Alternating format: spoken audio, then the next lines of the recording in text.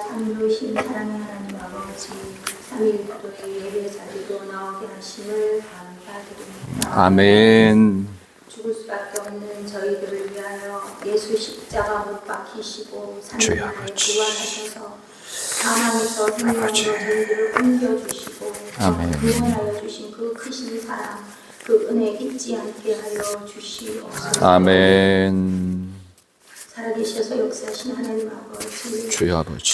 삶의 자리에서 알고 지은 죄 모르고 지은 죄 이 시간 다 주님 앞에 내려놓고 회개합니다. 주여 아버지. 삶 가운데 아버지 하나님 어려운 문제들을 만났을 때 내 경험, 내 능력, 하나님 아버지 어리석은 판단으로 해결하고자 했던 아버지 하나님 그런 모든 아버지 하나님 것들 용서하여 주시고 아멘. 어떤 문제보다 크신 하나님 앞에 맡길 수 있는 무릎 세워 기도할 수 있는 그런 믿음을 저희들에게 허락하여 주시옵소서. 아멘. 신실하신 하나님, 말씀대로 이루시는 하나님을 신뢰하며 늘 하나님을 인식하며 살아가는 성령 충만한 삶을 저희들에게 허락하여 주시기를 간절히 원합니다. 아멘.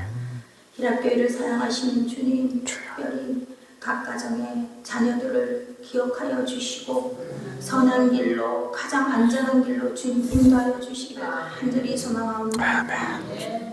또한 각 가정의 직장과 삶의 터전을 주님 기억하여 주시고 풍성하게 하시며 하나님의 은혜 안에서 물질적으로 마르지 않도록 주님 꼭 도와주시기를 원합니다.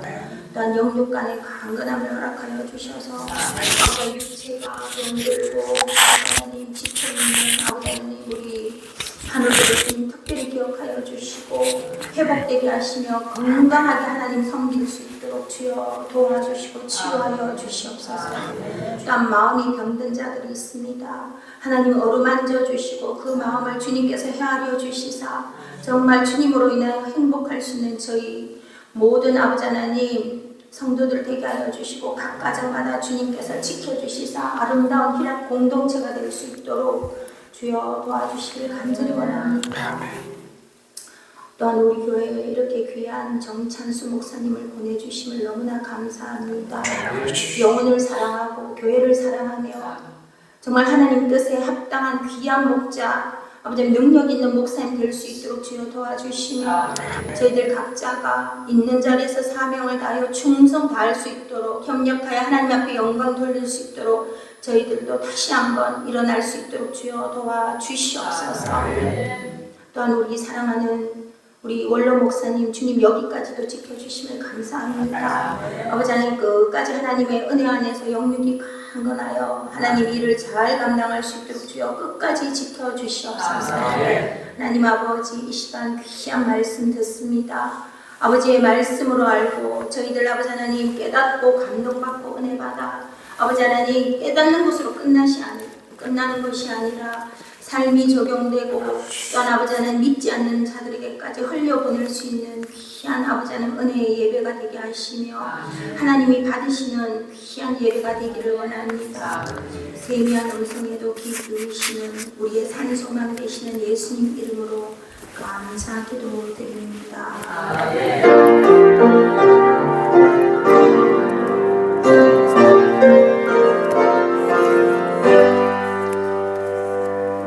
하나님의 말씀을 보겠습니다. 사무엘상 3장입니다. 사무엘상 3장 말씀입니다. 1절부터 14절까지입니다. 사무엘상 3장 1절에서부터 14절까지. 사무엘상입니다. 네. 예, 오타가 난 것 같아요. 그죠? 사무엘상입니다. 자, 사무엘상 3장 1절부터 14절입니다. 구약성경 411쪽에 있습니다. 사무엘상 3장 1절부터 14절까지 한 절씩 교독하겠습니다. 제가 먼저 읽습니다. 3장 1절. 아이 사무엘이 엘리 앞에서 여호와를 섬길 때에는 여호와의 말씀이 희귀하여 이상이 흔히 보이지 않았더라.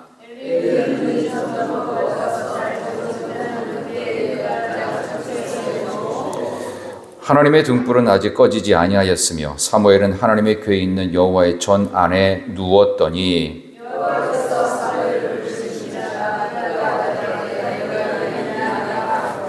엘리에게로 달려가서 이르되 당신이 나를 부르셨기로 내가 여기 있나이다 하니 그가 이르되 나는 부르지 아니하였으니 다시 누우라 하는지라 그가 가서 누웠더니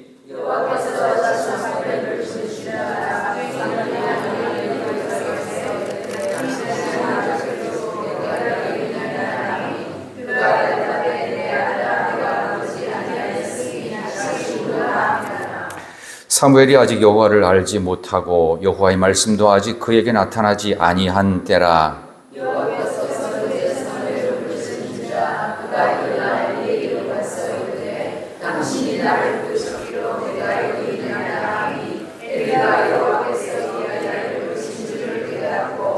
엘리가 사무엘에게 가서 누웠다가 그가 너를 부르시거든 내가 말하기를 여호와여 말씀하옵소서 주의 종이 듣겠나이다 하라 하니 이에 사무엘이 가서 자기 처소에 누우니라.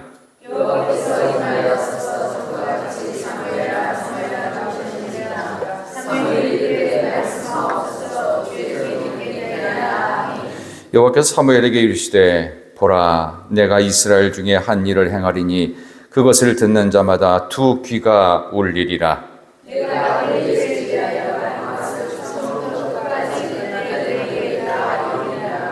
내가 그의 집을 영원토록 심판하겠다고 그에게 말한 것은 그가 아는 죄악 때문이니 이는 그가 자기 아들들이 저주를 자청하되 금하지 아니하였음이니라.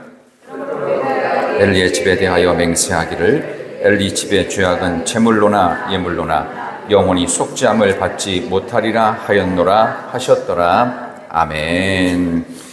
예, 11조 예물과 감사 예물 드리신 가정이 있는데요. 제가 직분을 몰라서 김희장 이순남 집사님입니다. 제가 기도하고 말씀 전하겠습니다. 하나님, 지금까지 지내온 모든 것이 하나님의 은혜였습니다. 아버지 감사합니다.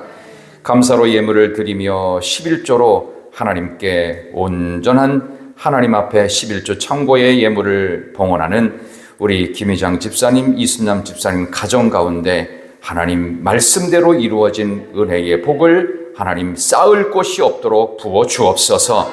이 귀한 예물이 드려지며 하나님께서 천국 창고에 더 많은 것으로 또 하나님께서 기도의 제목 가운데 하나님께서 크고 비밀한 알지 못하는 엄청난 일들을 이루어 주실 줄 믿습니다. 아버지 하나님 가정 가운데 복을 내려주시고 함께 참석한 모든 분들에게도 같은 은혜 주시기를 예수님의 이름으로 기도드리옵나이다. 아멘.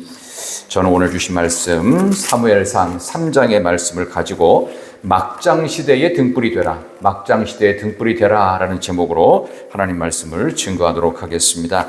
먼저 우리 옆에 계신 분들에게 한번 이렇게 인사를 하고 말씀을 들으시면 좋겠어요. 수요 말씀 만찬에 오심을 환영합니다. 한번 인사합시다. 수요 말씀 만찬에 오심을 환영합니다. 말씀 만찬입니다.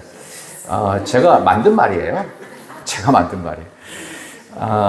먹방이 워낙 유명하고 대구에 가면 뭐 어디가 맛있대이, 뭐 전라도 가면 어디가 맛있어요, 뭐 부산 가면 어디가 맛있고, 뭐 강원도 가면 뭐가 맛있고, 뭐 이런 식으로 요즘 먹방이 워낙 대세를 이끌고 있기 때문에 그러면 우리 기독교에는 먹방이 없을까 생각하다가 하나님의 말씀이야말로 정말 젖과 꿀이 흐르는 생명이다. 제가 그런 생각이 들어서 수요일 날 말씀을 뭘로 할까 하다가 만찬, 무슨 디너쇼 이런 데 하면 많이 가잖아요. 그래서 제가 일부러 수요 말씀 만찬이라고 제가 만든 말입니다.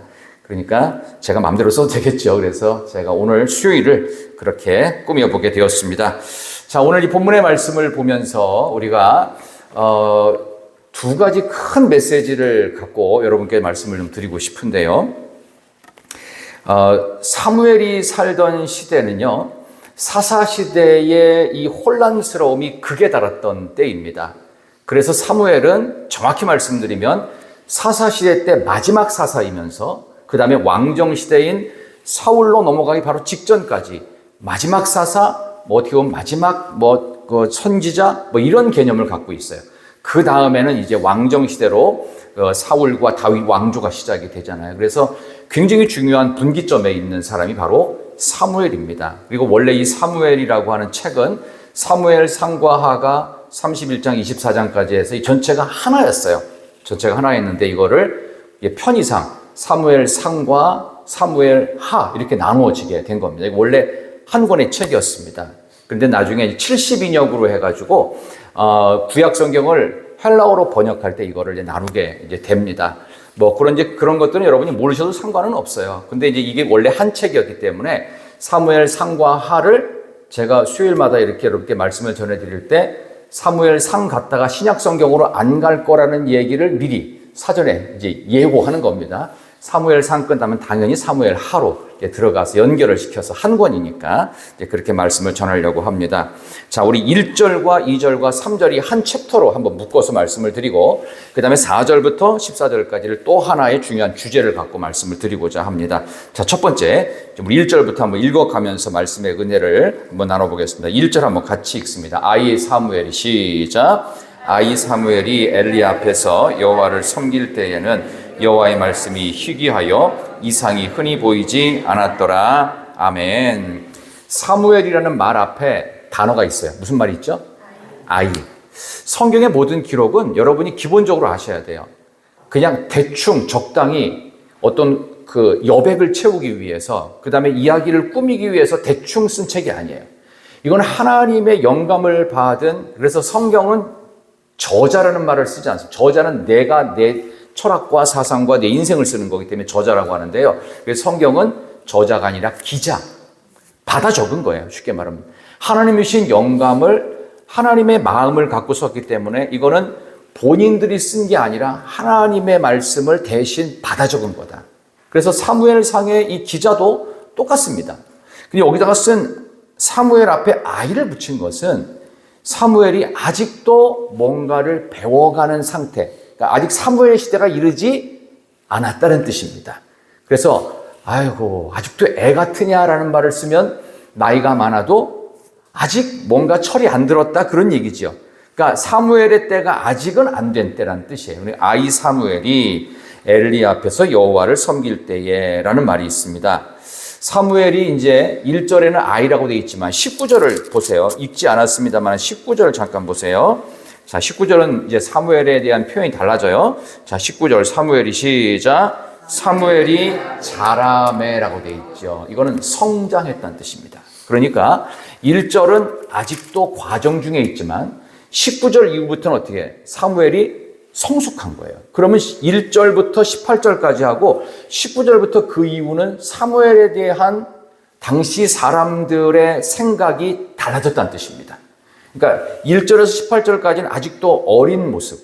그러나 19절 이후에는 사무엘이 성장하여 이제 하나님의 위대한 도구로 진짜 선지자로 마지막 사사로 대단히 크게 쓰임 받는다. 이 분기점이 딱 되는 그런 내용이다 보시면 됩니다.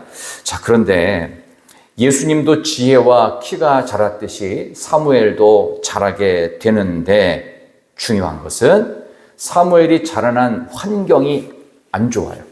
이 사람은 환경이 중요하잖아요. 그러니까 저는 어린 시절부터 굉장히 엄한 가정에서 자랐습니다. 그렇게 안 보입니까?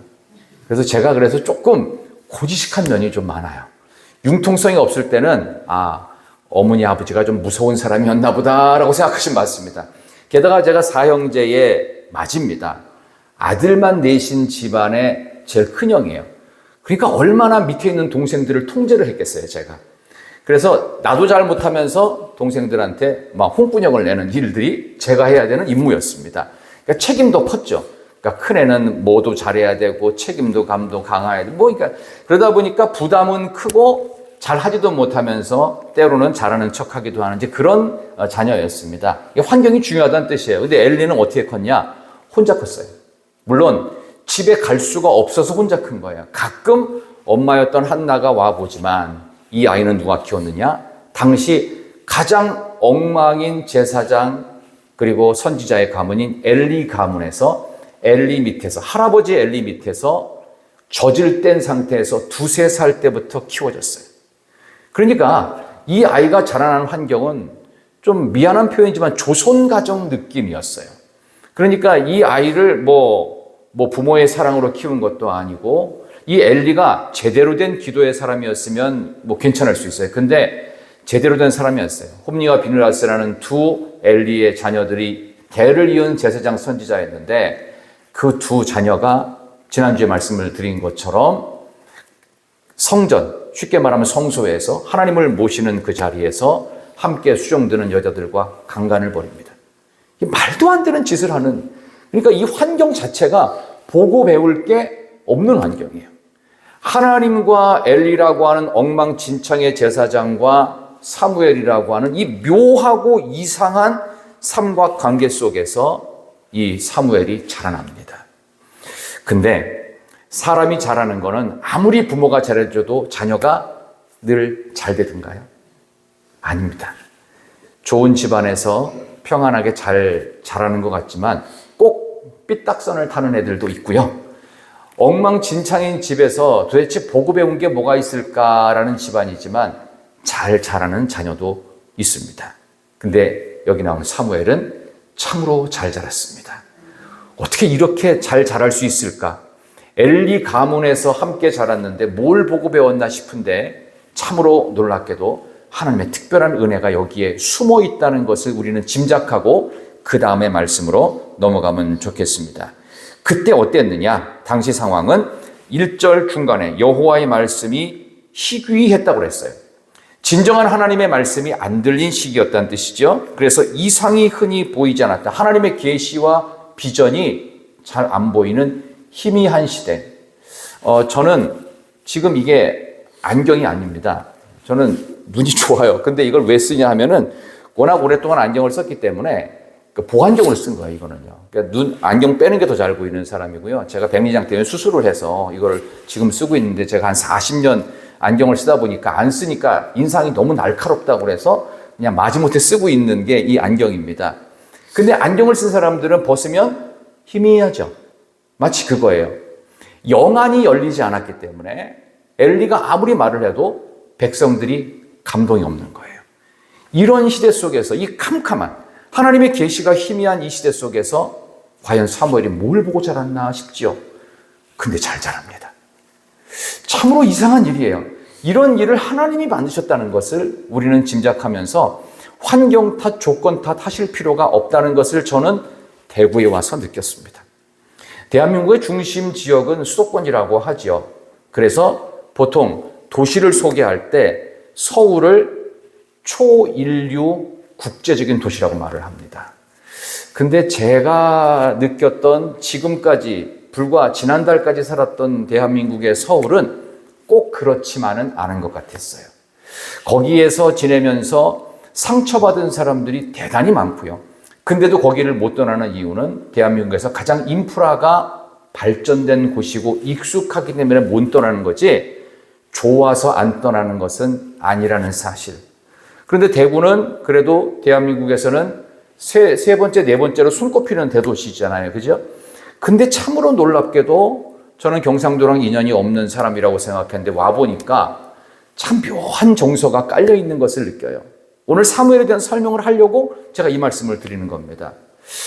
혹시, 제 개인적인 고백입니다. 혹시 제가 대구에서 목회를 하면서 그동안 느끼지 못했고 경험하지 못했던 하나님의 치유를 경험할 수도 있겠구나 라는 생각이 들었어요.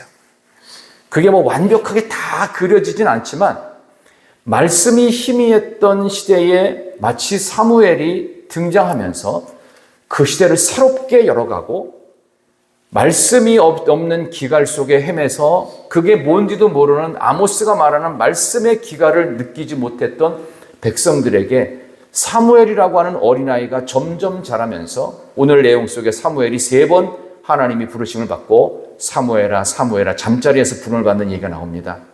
그 내용을 통해서 여러분의 심령 속에서도 혹시라도 아직 깨지 않은 영적인 잠이 있다면 사무엘의 부르심처럼 여러분의 조건과 환경과 내가 어떻게 그동안 지내왔는지 내가 받은 상처와 상관없이 하나님의 부르심에 응답할 때 여러분의 삶 속에 하나님이 나도 사무엘처럼 또 계시가 희미했던 이상이 흔히 보이지 않았던 이 막막한 마음의 답답함 속에 영혼을 깨우시는 하나님의 음성이 들려지시기를 지심으로 축원합니다. 우리 옆에 계신 분들에게 한번 이렇게 한번 고백을 해봅시다. 하나님이 말씀을 통해 당신을 깨우십니다. 한번 인사합시다. 하나님이 말씀을 통해 당신을 깨우십니다. 영적으로 깨어날 수 있는, 영안이 열릴 수 있는, 여러분 안경을 하나 새로 맞추세요. 영적 안경을 한번 새로 쓰시면 여러분의 인생 가운데 안 보이던 세계가 보여질 것이고 안 들렸던 것들이 들려지는 놀라운 복이 임할 줄로 믿습니다. 자, 그런 전제를 깔고 이제 말씀을 보시면 더 좋겠습니다. 이사야 29장에 보면요, 10절과 14절까지 이런 말씀이 있어요. 제가 한번 말씀을 드리면, 하나님이 제1차 타켓으로 선지자와 선견자들을 덮어버려서 영적으로 깊은 잠에 빠지게 하신다고 그래요. 이사야 29장에 그 부분이 나옵니다. 눈 감고 다니면은요, 아무리 내가 건강해도요, 어디 부딪혀서 사고 납니다. 그렇죠? 눈이 좋았던 사람도 갑자기 다 보고서 눈 감고 몇 발짝 걸어가다가 툭툭 부딪히고 다치고 넘어지잖아요. 그러니까 사람은 자신할 게 아니에요. 영안이 다쳐버리면요, 아무리 내가 그동안 신앙생활 잘했어도요, 반드시 사고가 나게 돼 있어요. 그래서 우리는 늘 겸손한 마음으로 하나님, 나에게 매일매일 순간순간마다 영안을 열어주시어서 분별력을 주시옵소서, 그 마음이 있어야 될 줄로 믿습니다. 분별력이 없던 시대 속에 이제 사무엘이 아이 사무엘에서 사무엘이 잘하는 이야기까지 오늘 말씀을 드리고자 하는 겁니다. 엘리가 있던 시대는 그야말로 눈이 어두워졌던 시대고, 그래서 저는 이것을 설교 제목에 막장 시대다. 이 막장이 뭐지요? 내가 잘못한 걸 알면서도 멈추지 않는다는 뜻입니다. 그래서 완전히 파괴되고 모두가 다 엉망이 될 때까지 가는 게 막장 아니에요? 그렇죠? 막장 드라마 여러분 혹시 좋아하세요? 재밌으니까 좋아하죠. 그러나 만약 그게 내 이야기가 된다면 재미있을까요? 아니죠. 재미가 있는 게 아니라 죽을 맛이잖아요. 근데 남의 이야기니까 우리가 그냥 흥미롭게 보는 거지, 그게 내 이야기가 돼서는 안 됩니다. 영적인 막장 시대가 우리의 시대가 돼서는 안 됩니다. 근데 어떻게 보면 우리 시대가 이런 것 같아서 굉장히 마음이 아플 때가 많습니다. 오늘 이 본문의 말씀을 보면서 우리는 계속해서 문제에 대한 인식조차 못하는 엘리 시대 때 하나님께서 사무엘을 쓰신 이야기를 보고 있어요.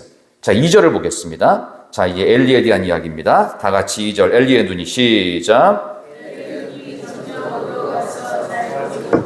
그때에 그가 자기 처소에 누웠고, 아멘. 이 문장 속에는요, 이 언어가 그림 언어라고 생각하시면 돼요. 그래서 성경 말씀은요, 문자적으로 해석하면 안 됩니다. 문학적으로 해석해야 돼요. 시를 해석할 때 그냥 문자적으로 해석하는 사람 없죠. 여러분 국어 시간에 시에 대한 설명을 들을 때 그냥 문자 그대로 해석하지 않죠. 여기에 담겨진 이 저자의 의도와 사상과 당시 배경을 해석하는 것처럼 이걸 문학적으로 해석한다면 다 그림 언어예요. 엘리의 눈이 점점 어두웠다. 그러니까 시력이 안 좋았다기보다는 영안이 어두워졌다. 그 다음에 그때에 그가 자기 처소에 누워있다. 이게 뭡니까? 아무것도 안 하고 무기력하게 힘 빠진 상태로 쉴 수밖에 없었다. 이렇게 해석하면 더 좋으실 것 같아요. 자, 그런 상태에서 엘리의 눈은 점점 영안이 닫혀졌다.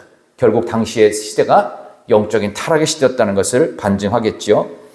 이삭을 보면 이삭도 그랬습니다. 이삭이 나이가 많아서 이제 자식들에게 야곱과 에서에게 축복을 해야 되는데 그가 축복하기 전에 뭘 먹고 마음껏 축복하게 하라고 나와요? 뭘 먹고?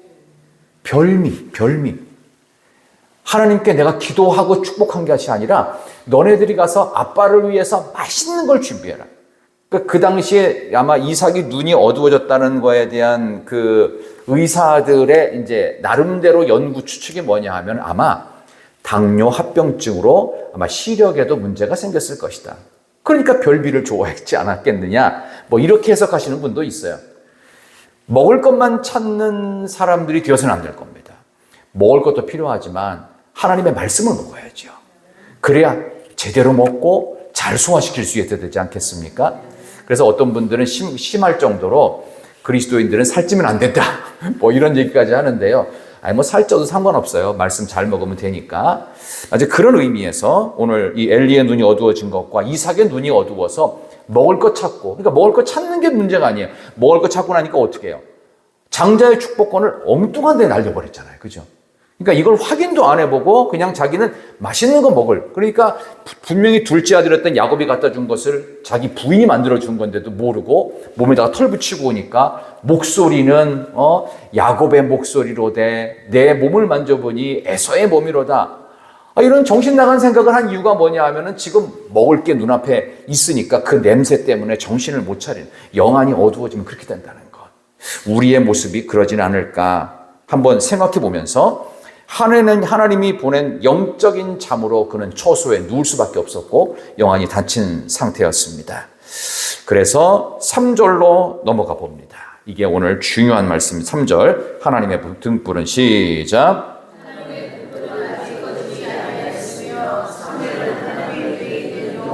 전 안에 누웠더니 아멘. 자, 기가 막힙니다. 하나님의 등불은 아직 꺼지지 않았습니다. 한국 사회를 바라볼 때마다 저는 굉장한 아픔이 있어요. 과연 어떻게 될까? 이 나라 이 민족이. 그게 단순히 어떤 특정 정부 때부터라고 하기보다는 2000년 밀레니엄을 넘어오면서 여러분도 혹시 들어보셨을지 몰라요. 빅데이터 기록에 의하면 2000년을 딱 넘어가면서부터 개척한 교회 가운데요, 10,000명 넘는 교회가 단 한 교회도 한국교회에서 안 나오고 있습니다. 그게 왜 그러냐? 영적으로 어두워진 시대가 되었다는 겁니다. 하나님의 이상이 흔히 보이지를 않아요. 하나님의 말씀이 어두워져 있다는 것. 엘리 시대가 지금 우리의 시대가 아닐까라고 하는 슬픔이 있어요. 또 어떤 분의 분석에 의하면 개척교회를 시작했던 분이 계신데, 개척교회 중에서, 이거 정확히 말씀드리면 거룩한 빛 광성교회 정성진 원로 목사님이 하신 얘기입니다. 그 파주 지역에 개척한 수십여 개 교회 가운데에서 100명 넘긴 교회를 단 한 교회도 보지 못했대요. 그게 무슨 얘기냐? 어두워진 시대라는 뜻입니다. 그만큼 악해졌다는 뜻이기도 합니다. 지금 이 시대 속에서 이런 아픔들이 반증하는 것은 교회가 이렇게 어두워져 있으니까 정부가 정신 못 차리고 엉뚱한 춤을 추고 있는 거죠. 바로 이런 것들을 우리가 같이 볼 수 있으면 좋겠다라는 생각이 들어요. 그러나 하나님의 등불은 아직 꺼지지 않았습니다. 이 하나님의 등불이 누굴까요? 여기 나오는 사무엘입니다. 나이가 어려도, 그래서 아직 미성숙해 보이는 아이 사무엘이라도 하나님의 등불이 그에게 있었습니다. 이 생명수와 같은 하나님의 말씀의 등불이 그에게는 있었다는 겁니다. 그 등불이 아직 꺼지지 않았다는 것. 우리 희락교회가 생명수와 같은 하나님의 등불, 영적인 등불이 꺼지지 않기를 진심으로 소망합니다. 아멘. 자, 이제 엘리를 하나님이 이제 부르시는 이제 장면이, 사무엘을 부르시는 이제 장면이 나옵니다. 자, 오늘 이 모습을 통해서 분명히 사무엘을 3번 부르셨거든요. 근데 한 번 더 10절에서 또 한 번 부르시는 이제 장면이 나옵니다. 자, 여기서 우리가 기억해야 될 두 번째 메시지. 첫 번째는 여러분이 하나님의 등불이 되어야 된다는 것과, 두 번째 메시지는요, 하나님은 그냥 한순간에 뻥튀기 기계에다가 필요한 재료들을 넣으면 어느 순간 짧은 시간 안에 갑자기 펑 하면서 요만한 애가 이따만 팝콘처럼 튀겨지지 않는다는 뜻입니다. 무슨 얘기냐? 하나님께서 부르심의 과정을 다 겪으십니다. 시간의 검증을 반드시 겪으십니다. 그래서 아이 사무엘이라고 할지라도 갑자기 하나님께서 그에게 하나님의 신을 부어주셔가지고 어린 나이 2-3살 젖대자마자 왔단 말이에요. 그때에서 그럼 한 10살 때쯤 돼서 하나님이 그에게 놀라운 능력과 계시를 주셔서 하지 않고 그가 많이 자라도록 하세요. 그래서 하나님이 때가 됐을 때 사무엘을 부르신 거예요. 어느 정도 때가 됐냐? 자기의 아들들이 엉망진창인 모습으로 개인적으로 하나님께 제사 드릴 가장 좋은 고기를 개인의 착복을 하고 여자들과 난잡한 짓 하는 그런 엘리 가문의 엉망인 모습을 계속 지켜보고 참고 기다리시다가 어느 날 사무엘을 부르신 거예요. 좀 빨리 부르시지. 좀 빨리 좀 하나님께서 백성들 정신 차리고 복 내려주시고 말씀이 정말 선명하게 들리도록 해주시지 왜 그렇게 기다렸을까 하는 이런 답답한 심정. 저도 그걸 모르겠어요. 하나님 빨리 하셨으면 좋겠는데 거기에 대한 정답은 여러분이 돌아가시고 나서 천국 가서 하나님께 물어보십시오. 왜 하나님 빨리 안 주셨는지. 근데 하나님이 이런 시간의 검증을 반드시 거치신다는 것을 알 수가 있습니다. 신학자였던 그 월터 브루그만은 이 부분에 대해서 이런 설명을 해요. 하나님께서 일하시는 방식은 우리가 세상 속에 겪을 수 있는 사회의 경험을 다하게 하신다. 하나님의 사회성이 있다 이런 말을 합니다. 뭐 예를 들면 하나님이 인류 구원을 위해서 아들을 이 땅에 보내실 때 30살에 나이가 든 아들을 보내신 것이 아니라 갓난아이가 동정녀 마리아의 몸에 태어나서 정말 아무것도 할 수 없는 갓난아이를 보내시고 30년 동안 목수로서 세상 사람들 가운데 그림자처럼 묻혀 계시는 시간들을 30년이나 세상 사람과 똑같이 보내시다가 어느 날 하나님의 영이 임하는 그 귀한 때에 하나님이 그를 드디어 하나님의 사람이고 인간이 되신 하나님 예수 그리스도로 부르시는 사회성을 거치셨다는 거예요. 금방 될 거라고 생각하지 말고 지금 우리의 기도와 우리의 간절함이 어떻게 보면 내가 살아있을 때 안 될 수도 있어요. 다윗이 살아있을 때 그토록 원했던 성전 건축을 못했어요. 저는 하나님 차라리 솔로몬 때 말고 다윗 때 건축을 했더라면 더 좋지 않았을까? 나라가 두 쪽 나는 그런 불행은 없지 않았을까? 근데 하나님의 계획은 우리의 생각과 달랐습니다. 어찌 보면 내가 살아있을 때, 내가 아직 건강할 때, 내가 아직 정신이 멀쩡할 때 뭔가 좀 이루어졌으면 좋겠는데 하나님의 계획과 하나님의 시간표는 우리가 측량할 수가 없어요. 그냥 우리는 지금 이 시간 속에 감사할 뿐입니다. 이 모든 것이 은혜일 뿐입니다. 드디어 마지막 하나님의 등불이 꺼지지 않았던 등불인 사무엘이 자라고 있고 그가 부름을 받습니다.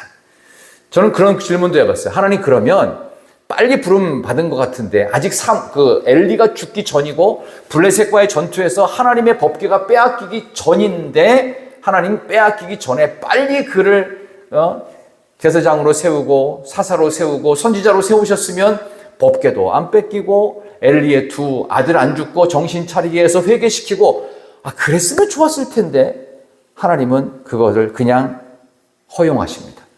그리고 사무엘을 진짜 마지막 등불로 사용하십니다. 하나님 왜 그러셨어요? 여기에서 저는 질문에 해답이 안 나오는데 하나님께서는 하나님만의 계획이 있으신 것 같아요. 그래서 아무도 없는 시대에 유일하게 혼자 사무엘이 끝까지 기도하기 쉬는 죄를 범하지 않겠다고 그는 은퇴하는 시간에 그렇게 고백하고 사울에게 왕위를 넘겨주고 그 다음에 다윗을 마지막으로 기름 붓고 죽게 됩니다. 이런 하나님의 기가 막힌 드라마틱한 역사와 계획이 지금도 우리를 기다리고 있어요. 그렇다면 우리는 너무 조급하게 생각할 것 없고 지금 내게 주신 이 시간 속에서 우리는 최선을 다하면 됩니다. 하나님 내 때에 왜 이것이 안 이루어질까요? 왜 이 정부 때 이게 안 이루어질까요? 왜 사람들은 저런 모습을 할까요? 우리 자녀들은 왜 내가 원하는 것만큼 안 될까요? 우리 교회는 왜 내가 원하는 어떤 하나님의 비전이 더 크게 빨리 안 될까요? 라고 너무 조급하게 생각하지 마십시오. 그 모든 것도 하나님의 뜻대로 하나님의 시간표와 하나님의 계획대로 이루어 주시기를 소망합니다. 우리가 불순종하는 것 중에 가장 대표적인 게 뭐냐 하면 하나님의 계획과 하나님의 시간표입니다. 그러니까 우리는 하나님의 시간과 관계없어요. 내가 원하는 빨리. 되게 그래요. 그리고 하나님의 계획, 하나님 그거 말고요. 요거부터 원하는 게 이거니까 요거부터 해주시고 두 번째는 이거, 세 번째는 제 성격 아시죠? 저는 합니다. 이렇게 하나님께 자꾸 들이대는 약간 불순종인 것 같은데 약간 순종 같기도 하고 애매한 신앙.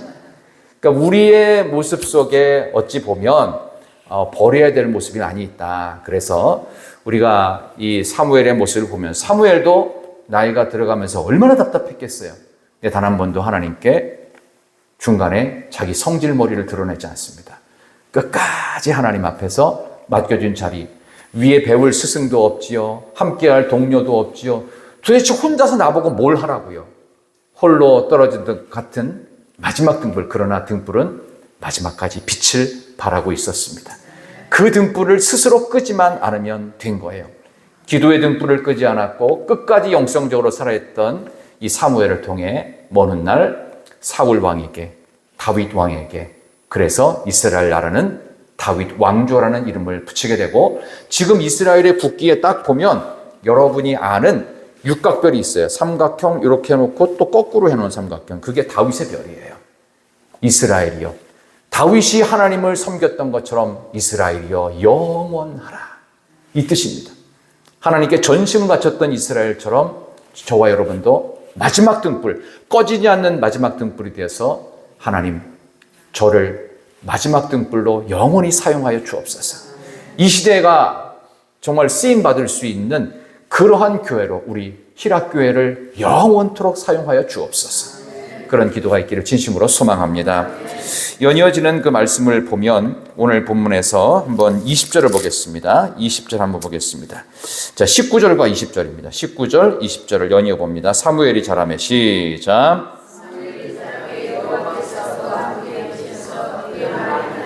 땅에 떨어지지 않게 하시니 단에서부터 브엘세바까지의 온 이스라엘이 사무엘은 여호와의 선지자로 세우심을 입은 줄을 알았더라. 아멘. 이제 기가 막힌 이야기가 나옵니다. 사무엘이 자랐습니다. 그래서 여호와께서 그와 함께 하셨어요. 엘리 때는 이상이 흔히 보이지도 않았고 희미했고 답답했는데, 이 사무엘 때는요, 그가 자라니까 하나님께서 그와 함께 하셨대요. 이제 게임 끝난 거예요. 하나님이 함께하는 자는 어떤 상황에서도 빛을 발합니다. 그래서 어떻게 돼요? 그의 말이 하나도 땅에 떨어지지 않았다. 우리 원로 목사님을 하나님께서 지난 30여 년 동안 귀하게 쓰신 줄 저는 믿습니다. 그 말이 하나도 땅에 떨어지지 않았다고 믿습니다. 그것을 이어서 제가 그 뒷자리를 연결하는데, 저도 여러분 저를 위해서 또 우리 목사님 위해서 기도해 주실 것이, 전하는 모든 말씀마다 하나도 땅에 떨어지지 않게 하여 주옵소서. 그렇게 되는 것이 가장 좋은 교회의 모습입니다. 그리고 연이어서 이 사무엘이 말씀이 땅에 떨어지지 않았다는 증거가 나오는데, 단에서부터 브엘세바까지. 단은 여러분 선교순례 가보신 분들은 알겠지만요, 물이 가장 많은 비옥한 지역이 이스라엘 맨 위쪽에 있는 텔단이라고 그래요. 그래서 단에서부터 꼭대기에서부터 브엘세바는 남쪽입니다. 그러니까 북쪽 경계부터 남쪽 경계까지, 백두에서부터 한라까지 온 이스라엘이 사무엘은 여호와의 선지자로 세우심을 입은 줄을 다 알았대요. 그에게 선지자로 기름 부을 사람이 없어요. 근데 선지자로 세움 받은 것을 모두가 알았어요. 왜? 그의 말이 권세가 있었어요. 그가 했던 말은 땅에 떨어지지를 않았다고요. 여호와께서 함께 하셨기 때문에 그것이 가능했다는 거예요. 하나님께서 함께하는 우리 교회, 하나님께서 함께하는 희락교회가 되어서 이 시대, 막장 시대와 같은 영적으로 어두워진 시대에 꺼지지 않는 마지막 등불이 되시고, 전해지는 말씀 하나하나가 결코 땅에 떨어지지 아니하고, 이 대구시 전체가, 경상북도가, 아니 대한민국이 가장 말씀이 은혜롭고 살아있는 등불과 같은 곳, 바로 희락교회가 되기를, 바로 여러분 되기를 진심으로 축원합니다. 우리 하나님께 찬양하는 시간을 갖겠습니다.